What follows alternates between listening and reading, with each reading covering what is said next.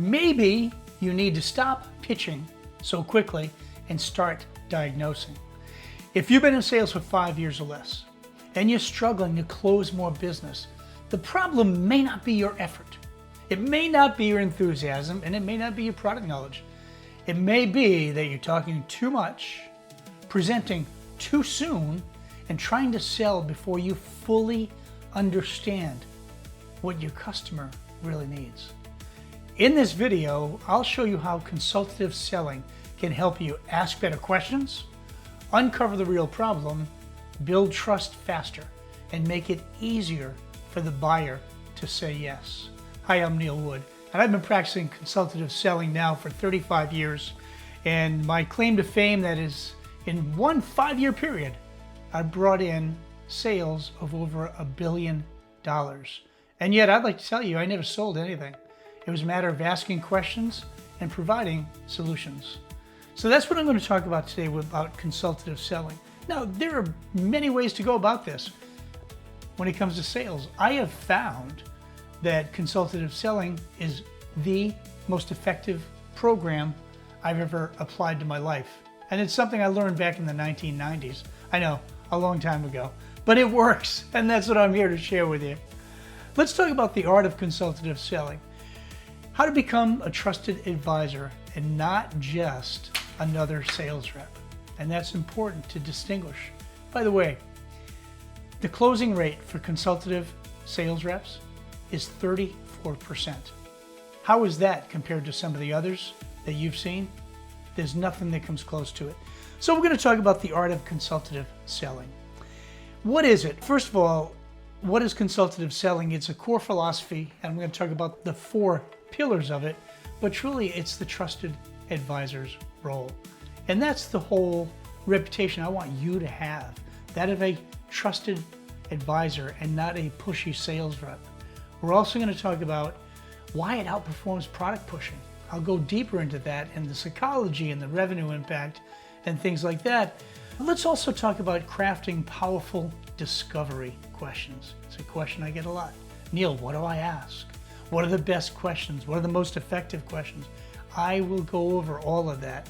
We'll also talk about building trust as a trusted advisor. You know that without trust, nothing's happening. So how can you build trust more quickly?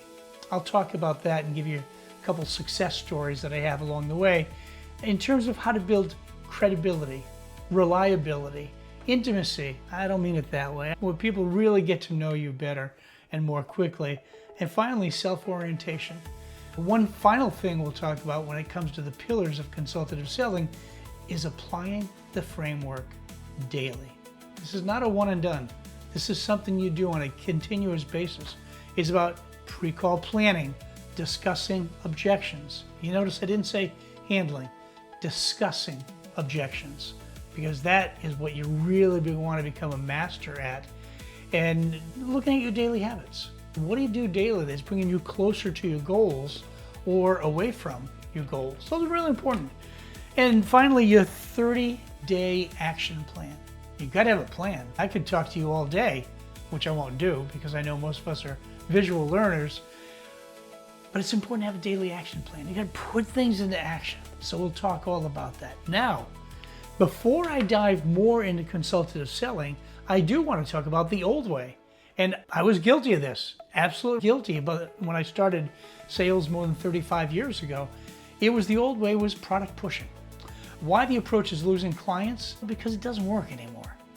You talk to anybody who opens a meeting with, hi, I want to talk to you about my widget or XYZ fund or any of these things.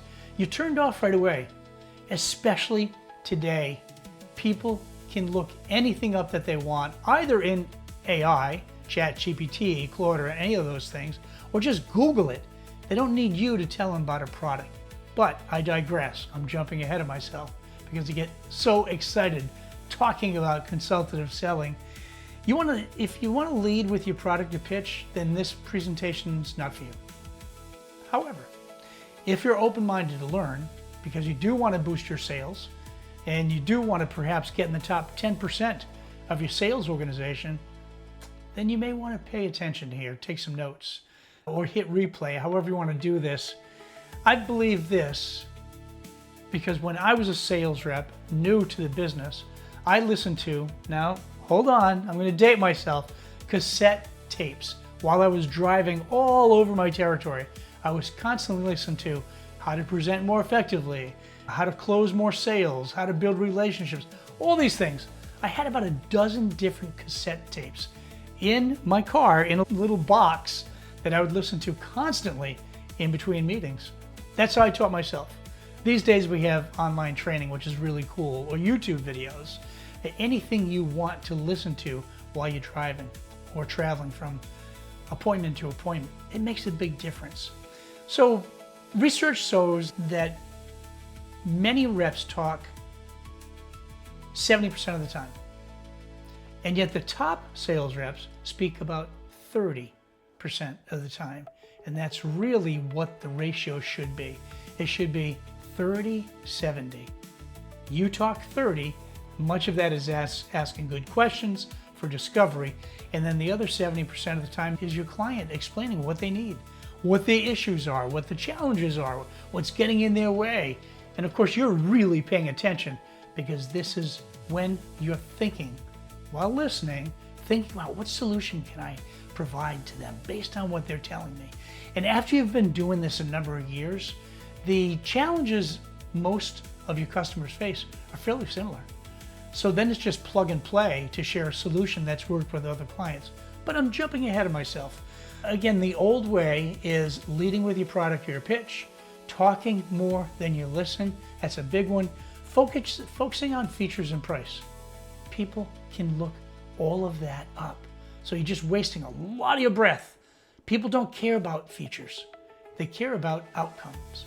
It's like you listening to this right now. You know the outcome is going to be ways to increase your sales. How to be more effective as a sales rep. That's the outcome. How can I bring in more business? How can I make more money? So the goal of this whole entire program is how to help you certainly bring in more business, make more money, have more fun, and find more time. That's it.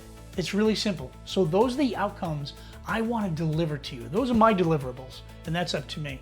And finally, you'll find that the old way was the sales reps would want to close at any cost. If they got some objections, they'd just drop the price. Oh, I can do better on my price.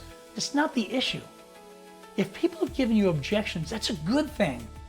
They want to learn more. They're not rejecting you and objecting to what you're talking about. They want to learn more. So it's up to you to know more. So the new way, I talked about the old way, the new way, and again, I didn't design this. I was teaching this one day on Zoom about 5 years ago, and a gentleman raised his hand and he said, listen, I've been in sales for 15 years.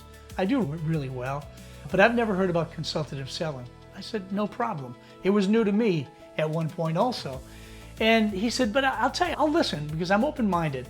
And by the way, comment ties into something I want to share with you. If you're willing to learn, nothing will stop you.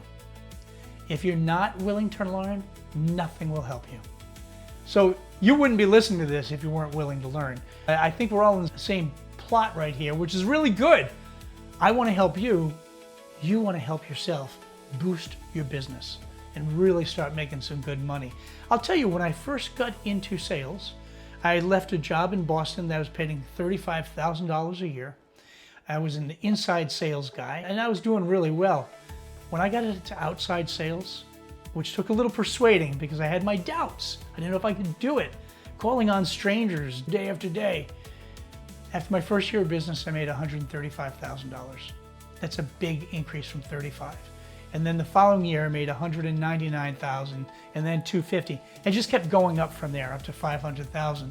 So I'm going to tell you, if you have not practiced consultative selling and you want to learn how to bring in more business, you are in the right spot. Because once I learned this, that's when I started earning $250,000 and $500,000 in sales. For me, that was huge. That's right. I grew up poor on welfare, so this is really huge for me. And I want to do that for you. I want to help you close more business. I want to help you make more money. And like I said earlier, I want to help you have more fun. So that's a big part of it. So the consultative selling process is really leading with questions and curiosity. I want you to jot that word down. Curiosity. When you're curious to learn, you act more like a sponge. I mean that in a good way, right? You just absorb things. The first question you ask says a hell of a lot more than any pitch you're going to give, so make it count. So let me just run through these 4 points, and then I'll dive a little more deeply. So you want to lead with questions and curiosity for consultative selling. You want to listen 70% of the time and talk 30%. You want to focus on the client's problems. Now, maybe that's not a great word to you. I'd rather call it the challenges. Whether you call them problems, challenges, obstacles, that's up to you. But I always want to find out what's getting in the way of success for your prospect in this case. And finally, building long-term relationships. I am not into one and done. If you're in this business of sales for the long term, then you definitely want to focus on building relationships. So I'll talk more about that. All right, so we talked about leading with questions and curiosity, listening 70%, talking 30%. The more you understand before speaking, before coming up with a solution, the better your solution will be every time. How about an example? A lot of times when I get to this point in a presentation, when I'm giving a keynote talk up on stage, people say, wait a minute, can you give me an example? Here's one right away. When you go to visit your doctor, think about your last visit. You sit down, doctor comes in or the assistant and asks you, tell me what brings you here today? What's bothering you? What's wrong? Why are you here for the appointment? And then what do? You talk. Now they asked one simple question. And then you can elaborate for a minute, 3 minutes, 5 minutes on why you're there. And then they'll ask you more questions. How long has this condition been going on for? And then they zip their lips and they listen, they pay attention. So if you can think of some of the best doctors you've seen, they practice the consultative approach, asking questions, paying attention, probing. Tell me more about that. That is consultative selling in a nutshell. Because once the doctor or the assistant understands exactly, when I say an assistant, a nurse, once they understand exactly what is bothering you, now they can prescribe a medicine or a solution based on what your needs are. Doesn't that make sense? That is the consultative approach in a nutshell. It's really learning to understand what is getting in the way for your customer. And as I mentioned a moment ago, after you've done this for a while, the issues are primarily the same. I could say if I called on 10 customers this week, the issues are relatively the same depending on the industry you're in, all right? But you won't get 60 different answers. You generally get 5 to 10 similar issues, generally 5 to 10. It's the same thing with objections. You will not get 75 objections. You'll get the typical, on average, 5 to 10 most common. All right? So I'm jumping ahead a little bit, but that's okay. The long-term relationships work out because of this. Once you become known as a trusted advisor, they want to see you because every time you show up, you add value. Because you add a conversation, you add some questions. Now you have more experience and you have more success stories to share from that experience. So you can ask them, the last time I visited 6 months ago, you were dealing with this, we helped that, and now you're doing much better. What are the issues you're facing now? And then you just listen. Remember, 2 ears, 1 mouth. We should listen at least twice as much as we speak.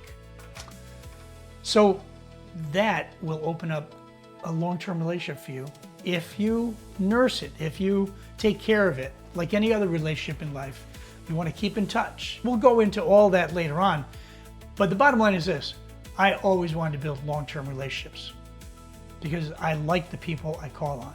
I like the people I do business with. And I want that to continue because they're no longer strangers. They're no longer prospects. They're customers. And if you do this long enough, they become friends. And that's really cool. So we talked about leading with curiosity and good questions. I'll go more deeply into that as we go on. But I want to give you a couple factoids that I'm reading. 67% of the buyer's journey is completed before speaking to a rep. As I mentioned earlier, with AI and Google and all the other resources out there, and that wasn't the case when I was doing this back in the 90s. It was certainly the case when I was doing this in the 2000s, and even more so now, because especially of AI and modern technology. So the buyers have already started their journey, and what they're looking for is someone to kind of close that deal. They've taken it nearly 70% of all the research they can do, and now they need somebody who can refine it, who's been down this road before them, and can give some guidance. Again, think of the doctor example. 84% of buyers begin their purchase process with a referral.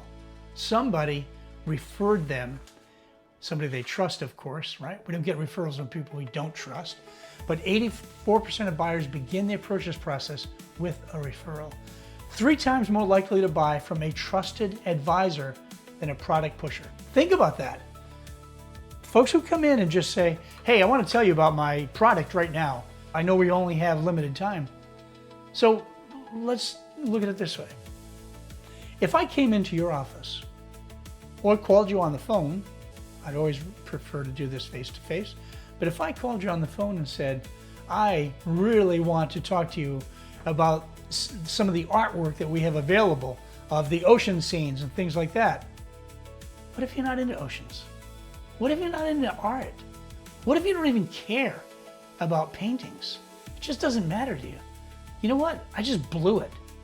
Wouldn't it be better, more effective to say, hey, Susie, by the way, are you into collecting art? And if she says no, okay, that's pretty much the end of the conversation. If she says yes, of course, you're gonna probe. Tell me, what type of art do you like?